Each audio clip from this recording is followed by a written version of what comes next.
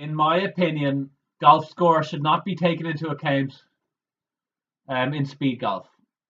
And I have a few arguments to make for this point. Number one, if this was the case, golf would still be like a really important part of speed golf, even if the score wasn't being taken into account, even if the golf score wasn't being taken into account. So, I mean, case in point is the fact that I've been able to run nearly all of my speed golf rounds quicker than everybody else. I've been faster than Mac McLean.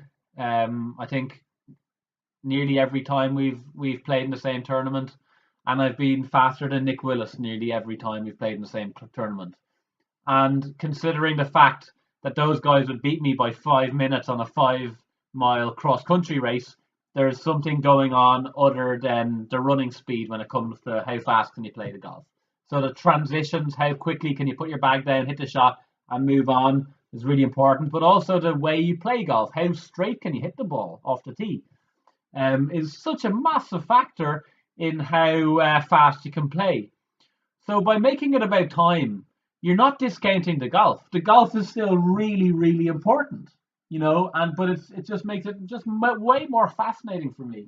Another case in point is if you look at the scoreboard from the 2014 Eastern Speed Golf Open, I would imagine it's still on speedgolfinternational.com, because I looked at that the results from that event, and if you took the top 10 players, okay, and if that event had only been about time, the results would nearly have been identical. Okay, I ran 39 minutes on that course. Is probably my greatest achievement actually to date.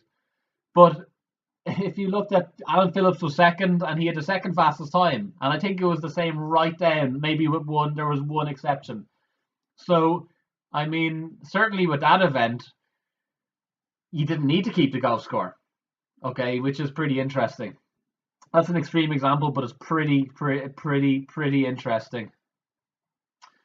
If you're looking to run a speed golf event or a speed golf tournament, just especially if there's prizes on offer, you want to have someone going with the player the whole way around, keeping the golf score. Obviously to keep it honest, number one. But number two, even more importantly, it's impossible to keep your golf score when you're trying to play around a golf as quickly as possible. It's such a hindrance, and it's not really much fun, and there's no fluidity to it then. So for speed golf to be like an amateur participation sport, to be, unless it's a pairs event, but even that's messy, I think it's much easier logistically to have it only about time. And it would make, I think if it was only about time, I think it would incentivize more golfers to try, because the golf score isn't going to be put up on the board, and I think they're going to be worried about shooting 100. Like even 2012 World Speed Golf champion Chris Walker said when he first tried speed golf, I think his exact words were, "Let's keep an open mind here," because he thought he was going to shoot 100. He didn't. He ended up shooting probably 75, around something around that in most of his speed golf events. But what he guessed he would shoot is what a lot of golfers guess they are going to shoot, and they're not willing to risk their reputation. And fair enough. But I think if it wasn't about the golf score, I think they'd be more likely to get out there and try it just for the challenge of being able to play a round of golf in under an hour, because it's a pretty cool feat. And I also think the runners would be more likely to try speed golf. Number one, because they could beat their friend who's playing all his life and be faster, and they could just be super fast and super good at speed golf. That could come naturally to them, and they could trial like a one club system, like apparently Steve Scott did in the 70s, and shot under 30 minutes, even though he was shooting in the 90s. So that's what I think.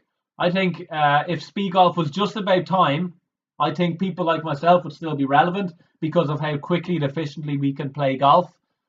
And I think the question about the top runner being really strong in speed golf would be a more relevant question, and I think those two expertises coming together and seeing which comes out on top would be way more interesting. So I think there's a lot of good points there. It's just, I mean, if I'm gonna run a speed golf event, it's gonna be way easier to logistically to run if it's only about speed. I still think that golf is relevant. Clearly, it is, and I think golfers and runners who haven't tried speed golf before are more likely to try speed golf under these conditions.